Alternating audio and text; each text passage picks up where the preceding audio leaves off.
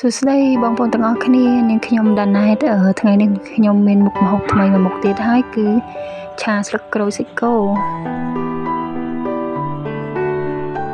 ចាហើយសាច់គោខ្ញុំប្រើចំនួន2ខាំបងប្អូនចាហើយសាច់នេះដែរខ្ញុំបញ្ជាក់មិនមែនជាសាច់កពួនស្រួយទេណាប្រភេទសាច់នេះគេហៅថាសាច់គោ highlight សាច់គោ highlight នេះដែរគឺរសជាតិរបស់វាឆ្ងាញ់ណាស់ផ្អែមហើយផុយមែនទេបងប្អូន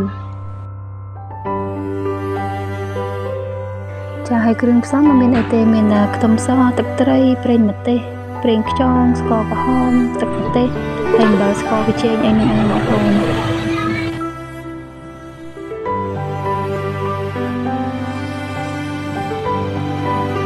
នៅពេលដែលខ្ទះក្តៅយើងចាក់ប្រេងចូលហើយនៅពេលដែលខ្លាញ់ក្តៅចាំយើងដាក់ស្លឹកក្រូចបំពងបងប្អូន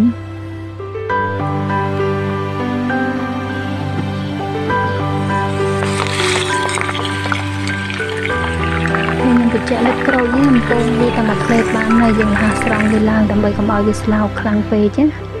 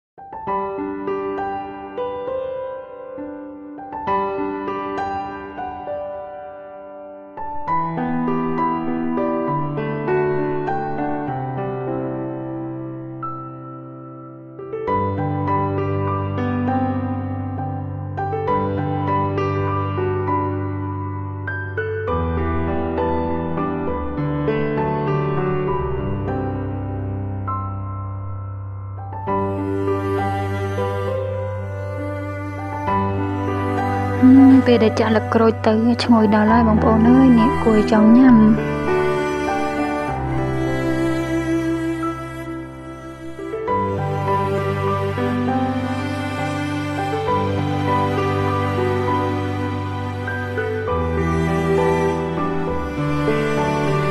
ចាអរគុណច្រើនសម្រាប់ការតាមដានទស្សនាវីដេអូមួយនេះ